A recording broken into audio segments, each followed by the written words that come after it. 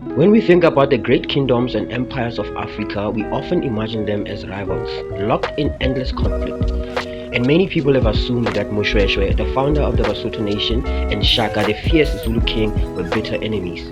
But in reality, there was something far more unexpected. They were allies, bound by strategy, mutual respect, and the sheer brilliance of diplomacy. Today, I want to take you on a journey through history.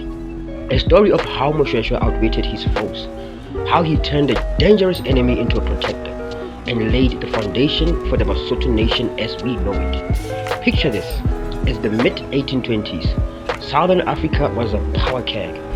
The death of a powerful leader named Bakadita had left a massive void in the region.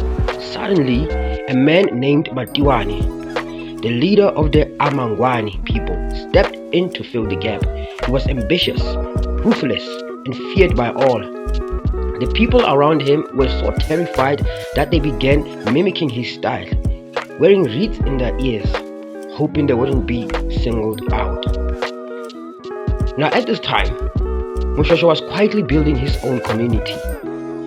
High atop the mountain's fortress of Thaba Bosiu, he was creating a safe haven, a place where Basotho people could come together.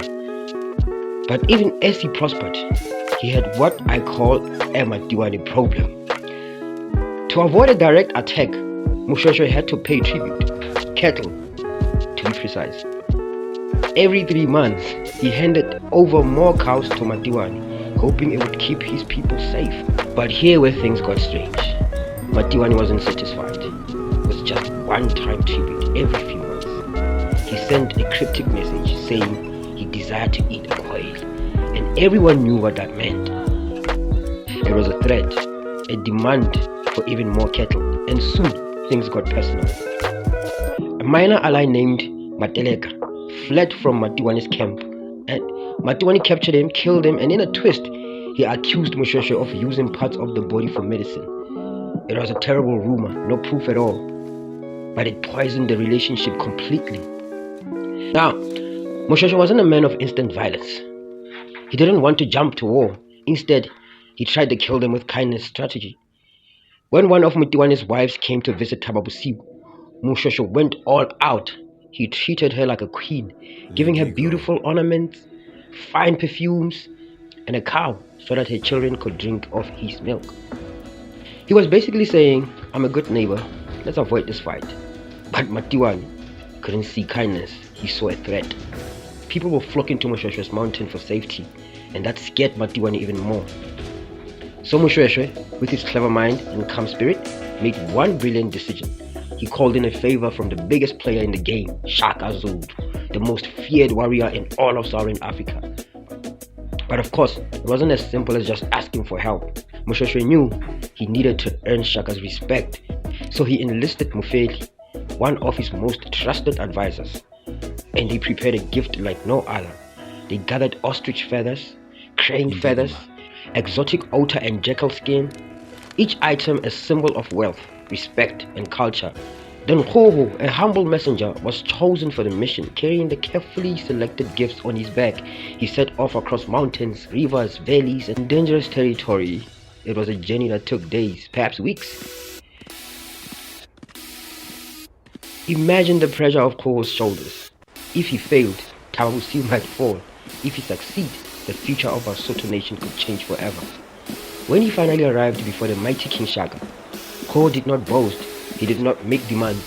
He presented Moshoeshoe's gift with humility and delivered a simple message. Moshoeshoe wished to be taken under the wings of the Zulu kingdom. That phrase was powerful. He wasn't asking Shaka to become his servant. He wasn't challenging him as an equal. He was recognizing Shaka's authority while offering friendship and loyalty. It was diplomacy at its finest. Shaka examined the magnificent gifts before him, the ostrich feathers, the rare skins, the craftsmanship. They reflected careful thought and genuine respect. According to historical accounts, Shaka was impressed. He reportedly declared, I received as my subject a Mosotho called Moshoeshoe who dwells upon the mountain. With those words, everything changed. Shaka promised that his regiments would never attack Moshoeshoe or his people.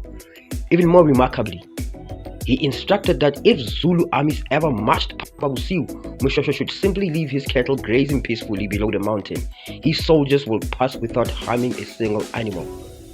Think about what that meant. Just days earlier, Moshoeshoe had been paying protection money to one of the region's most dangerous warlords. Now, he had become an ally to the most feared military leader in southern Africa. And Shaka didn't stop there. As a sign of goodwill, he sent 50 cattle back with Kho. 50! In a world where cattle represented wealth, status, and survival, this wasn't just a gift. It was a public declaration.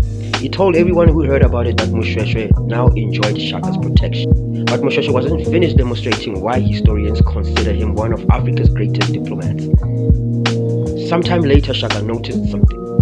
The supply of feathers, skin, and mountain products arriving from Moshoeshoe had become much smaller than before. Instead of ignoring the situation, Shaka wanted an explanation. Moshoeshoe had a choice. He could remain silent, or he could make an excuse, or he could point Shaka towards the real problem. Respectfully, Moshoeshoe explained that he wished he could send more gifts, but Matiwane was making life impossible. Every road was blocked, every journey was dangerous, every attempt to trade was interrupted by Matiwane's endless demands. In Moshoeshoe's own words, Matiwane was eating him up.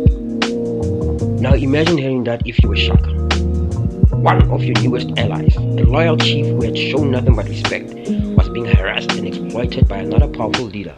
For Shaka, this wasn't merely Moshoeshoe's problem anymore.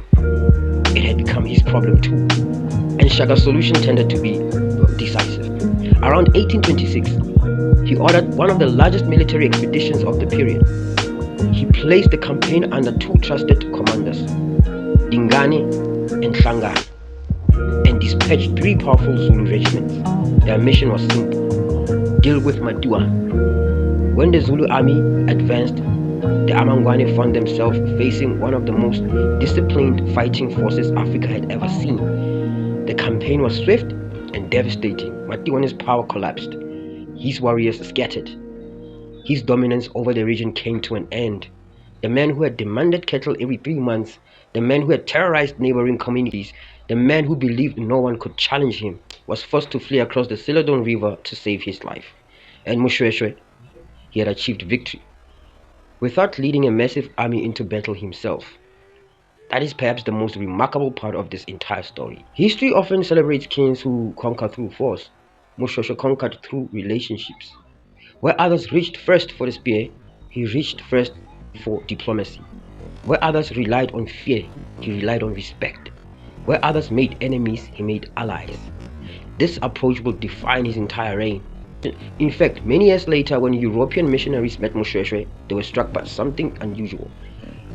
He was a kind who listened before speaking, who preferred negotiation over revenge, who welcomed refugees and former enemies into his kingdom, who understood that every new family seeking refuge strengthened the nation. His greatest weapon wasn't his spear, it was his wisdom. Now, there's one detail that's worth mentioning because it surpasses many people. Despite becoming allies, there's no historical evidence that Moshoeshoe and Shaka ever met face to face. Everything we know suggests that their relationship was conducted through trusted messengers like Kho. Yet that didn't make the alliance any less real. Sometimes the strongest partnerships in history were not built through grand ceremonies, they were built through trust. Sadly, their alliance would not last forever. In 1828, King Shaka was assassinated by his half-brothers. His death marked the end of one chapter in Southern African history, but another chapter was already beginning. A new power was slowly expanding across the region, the British Empire.